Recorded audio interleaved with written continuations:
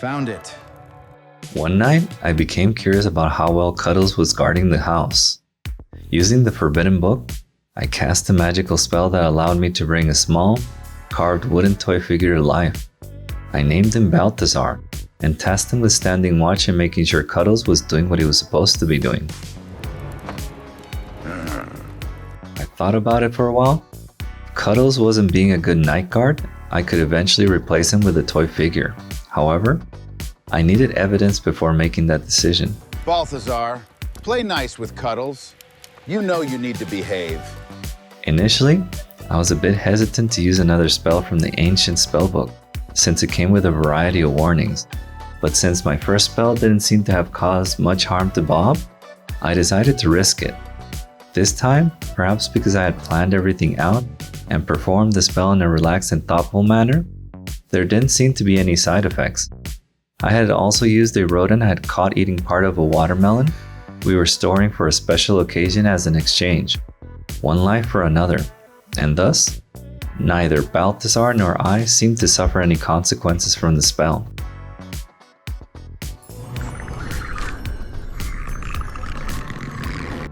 But wasn't Cuddles supposed to be reliable? Well, he was. The problem was that he had been born a normal fancy Persian cat, and he tended to return to his old habits with ease. Can't believe that actually worked.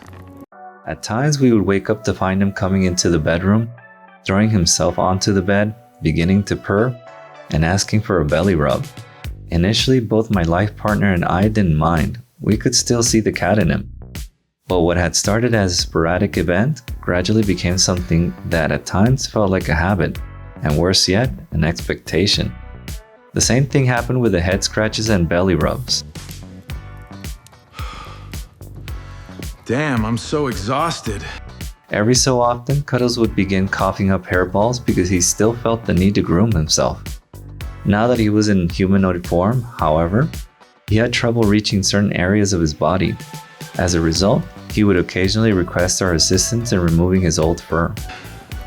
When it came time for him to take a bath, we had found a special flower that we could squeeze to extract the jelly-like substance. We could then blend it with water to create a natural hair cleaning product that was completely safe to use and equally effective on Cuddles' fur. Every so often, when I sent Cuddles out to pick up materials from the garden or the nearby forest, I would catch him taking a mid-afternoon nap. However, that wasn't always the case.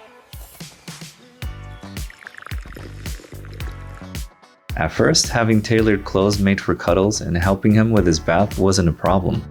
We even created a long wooden stick with a damp cloth attached to the end, so he could clean areas of his body that were difficult for him to reach. Looks like we might have enough to bathe Cuddles. But then Cuddles began rubbing himself against us and everyday objects around the house to build static. He also developed the habit of sharpening his claws against the cabin walls. We needed some sort of solution before he started ripping the cabin apart. And then there was the licking. Every now and then Cuddles would suddenly decide that it was perfectly acceptable to lick my life partner and me with his tongue as a way of showing his gratitude. At that point, we knew we had to do something. I truly needed that. We decided to make a change. Whenever Cuddles' cat instincts began to kick in, he would temporarily transform back into his previous form, an ordinary, fancy Persian cat. Once his body had enjoyed being in that state for a while, he could return to his 8-foot humanoid form and become as reliable as he had been before.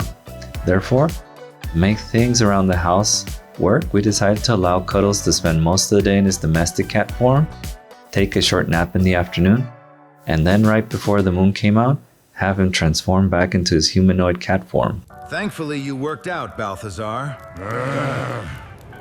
The only downside was that Cuddles could no longer perform as many errands during the day as I would have liked. But what can I say? It was all in the name of progress. Meanwhile, during the day, I had Balthazar look out for small rodents and make sure we didn't develop an insect infestation in the process. The good thing was that Balthazar didn't need to rest much. All it took was a bit of sunshine, water, nuts, ripe fruits, and vegetables, and he would be good to go for the rest of the day. You're a great help. Since Cuddles could no longer venture into the open fields to gather exotic ingredients that were difficult to obtain, and that were required for many of the potions and enchantments I offered, and sold to my regular patrons to ease both their emotional and physical pains, I had no other choice but to trade for them with Hannah at an extra cost. Hannah had a bad habit of overcharging for things I could practically pick from my own backyard. If I had any way of getting those ingredients myself, I would have done so. Unfortunately, she was the only person in town who was willing and able to provide them for me. And the worst part was that she knew it. Wish my bed was like right here. After picking up my things at the end of the day, loading everything onto the wagon, and heading toward my cabin in the middle of the woods, I bumped into Hannah. As always, she was bragging about her abilities and the quality of her materials to the common folk. She was selling things like simple cilantro, as though it were some mystical green herb capable of eliminating all traces poisonous heavy metals from the body when included in their meals. Greetings. Guess you need some herbs from me after all. In other words, she was trying to overcharge people for something that grew freely in an area not too far from town. Before I allowed her to continue upselling her common materials and herbs, I asked her for everything that wasn't so easily accessible. She gave me a strange grin and proceeded to try to upsell those items to me as well, but I wasn't having any of it. I don't know if I have absolutely everything you need. I looked at her and said, Hannah, I wasn't born yesterday. I could normally get these myself in the meadows down the mountain. I just don't have the time to do so. So before you think I'm one of your regular ignorant customers, think again. That stopped her in her tracks. It's perfect. But she caught me a bit off guard when she responded. Well, Clyde, do you need these or not? She was beginning to realize just how desperate I was to get my hands on these ingredients and herbs. Before I could respond, a thunderous clap sounded right next to Hannah's face. We were both caught off guard.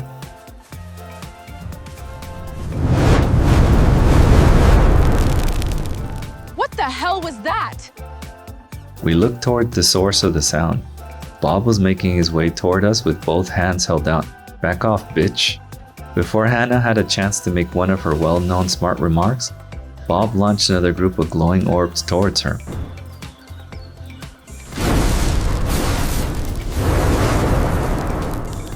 I got this. I jumped farther to the side. Bob, what the fuck? Hannah dropped everything she was carrying, held out her hands and pushed me aside. Before I could say anything, she hurled a group of lightning bolts towards Bob. The two of them then immediately began a magical standoff. Each of them launched increasingly powerful spells at the other while I stood off to the side, as though I were some novice who had no idea what he was doing. Before things got out of hand, I decided to use a simple magic spell to break them apart. But at this point, I think Hannah was doing it all out of spite and pride. The spell I cast didn't get either of them to back down. As Hannah and Bob continued launching orbs and lightning bolts at each other, they began damaging the surrounding area. I decided that enough was enough. Before the two of them destroyed the nearby houses, I launched one of my ultimate spells. As I chanted, rays of light fell toward the ground, creating such a tremendous impact and noise that it caught both of them completely off guard. Bob fell backward and hit his head. Hannah jumped back in shock. As she regained her composure, I looked at her. Hannah, please forgive him. I have no idea what is going through his head. Thankfully, she valued making a profit above holding a grudge and decided to accept my apology. There was only one consequence. Not today. She charged me twice for what she had originally intended to charge. Her hair was completely out of place, so she fixed it first, grabbed the money from me, and headed away without saying another word. Then, just before she left, she turned toward me. Good day, Clyde. Keep him in check. Once she was gone, I went to check on Bob. I was beginning to wonder whether this had something to do with the spell I had cast on him not too long ago. As I helped him up, I noticed something strange in his eyes. A purple symbol had appeared in the center of both of them. What am I gonna do with you now, Bob? Just help me get home, please. For a few moments, it remained there. Then it slowly faded away. Bob's eyes returned to normal. He looked at me, completely puzzled. Where am I? I stared at him. Bob, what do you remember? I helped him up, and together we began making our way back toward the cabin. As we approached, I immediately realized something was wrong. Cuddles and Balthazar were nowhere to be found, and the cabin door had been broken into.